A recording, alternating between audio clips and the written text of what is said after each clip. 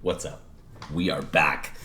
Checking out the Tenpai mirror once again to really separate the men from the boys here. No, I'm just kidding. But yeah, it's very interesting to see this played out with two decks that want to go second. So we were forced to go first here. So before we get too deep into it, let's go ahead and do the card by card. We have the Avatar Roku himself, Psyframe Gear Gamma, Tenpai Dragon Pydra, Tenpai Dragon Chandra, and Sangen Kaiman. So not a bad hand for going first, considering we need to, bait out some things from the opponent, hopefully, and ideally, put the hurt on and make a nice seal. And pass it on over. So I put the Gen Roku out here because I really want this Gamma to be live, and so I'm like, let's maybe bait out an Ash or something like that, a Max C. Tribute Gen Roku, sure enough, there comes the Max C, perfect time to Gamma. So we're able to use our Gamma, which was great. We could also have considered saving that and using that in combination with our seal, but there's no guarantee. This was a guarantee, and I figured, it might be nice to just kind of thin their hand out a little bit and maybe make something with these. I wasn't fully convinced, but, then I realized, of course, I'm under the Dragon Lock thanks to Gen Roku here. So we normal summon the Pydra, just continue our plays here. Sure enough, it's met with an effect Veiler, so no search for us. We still have plenty of engine to keep going. We'll special the Chandra per its own effect, and then we will basically just make a seal.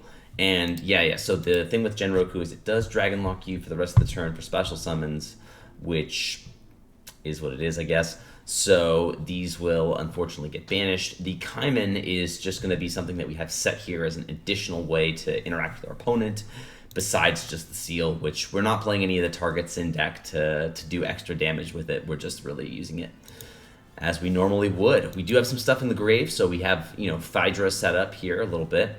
So sure enough, they do indeed have their own Sangen summoning, which makes this a lot more complicated because we can't interact with their monsters, or at least their Fire Dragon monsters, during their main phase 1. So that is something to keep in mind here. So we're basically going to have to let them combo off for free. So they search out a Chandra and discard a Pydra, telling me they probably have a second in hand. They're going to then use the Gen Roku to bring out a Phaedra into Pydra. Pydra will indeed grab their Sangen summoning. So I'm assuming they have the Kaiman in hand already. They'll then Chandra special summon and then sync up Phaedra and Chandra for a Meteor Burst. So this is nasty. So now they've got coverage in both phases here. So this is going to prevent me from using monster effects during the battle phase. And of course their field spell says I can't interact, or their Fire Dragons are unaffected by my activated effects. So this is a nasty little setup here. They then threaten to go to battle phase. So I'm like, okay, I got to do something. So we're going to seal back the Sangen summoning just to get our play going here. So we seal it back. Then we are going to go ahead and bring out our own Phaedra to bring out Chandra.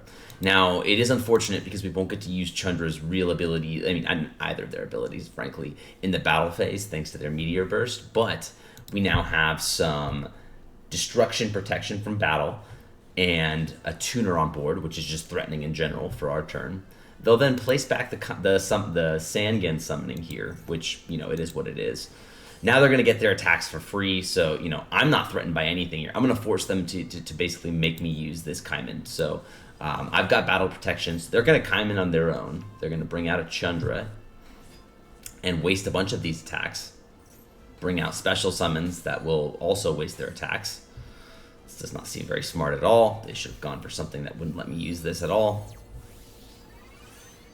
All right, so they're going to go ahead and make Joe Biden here. Biden's going to go ahead and bring back a Pydra.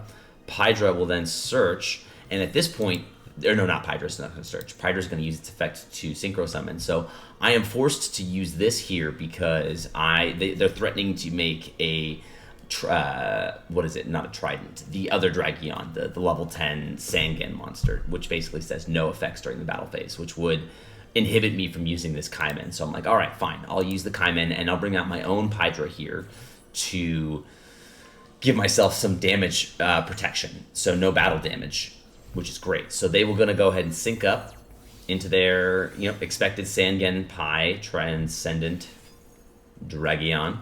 But they realize their host, because the Pydra is giving me battle protection, and I don't think they triggered their effect to turn my monsters to attack, which was the only play they really had to inflict some damage. But the problem was they wasted so many attacks that they really threw it there. So yeah, the mirror does reward, I guess, slightly more skilled. It's still Unga Bunga, let's be honest.